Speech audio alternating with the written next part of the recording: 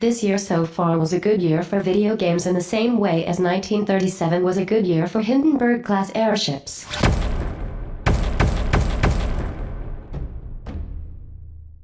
Age of Wonders Planetfall is a follow-up to Age of Wonders 3, a strategy game in the wake of Heroes of Might and Magic, except it wasn't maligned by an atrocious HD edition by mad old cunts from Ubisoft. You can customize your hero's race and tech to determine your faction's abilities and units, and even customize your hero's looks. Unless you want to create someone who doesn't look like they shoved their own face into a propeller in a tragic boating accident. Check out these diverse gender options. But hey, at least you can play as Dr. Disrespect. The races available are as follows. Humans, female-only humans, short humans, zombie humans, and bugs. It's so fucking lazy. You're a lazy fucker.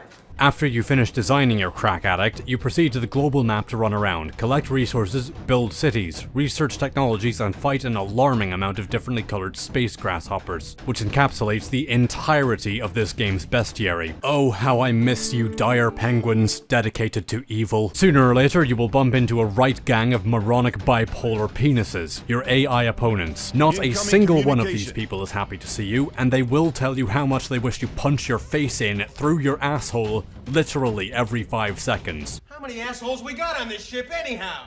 Go! They will go as far as performing kamikaze attacks on your impenetrable fortifications just to deny you the pleasure of making a single friend. Combat is turn-based and fairly involved, with a variety of customizable units for each race and lots of abilities, weapons, and even mounts for your heroes. Unfortunately, that doesn't fucking help, because combat is so incredibly dull. Enemy down.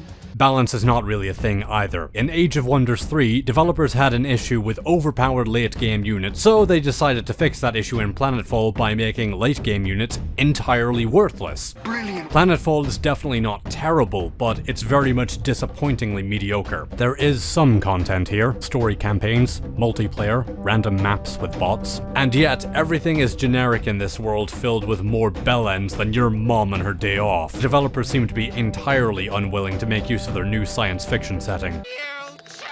Really? Only one alien in this game? I mean, aside from the one who wrote all the stilted dialogue, nothing in here is fundamentally broken, but everything is vapid. You could say that Paradox will eventually fill the game with content, even if at a price, but you won't, because you know they are far more likely to sell us some space Mongol faces.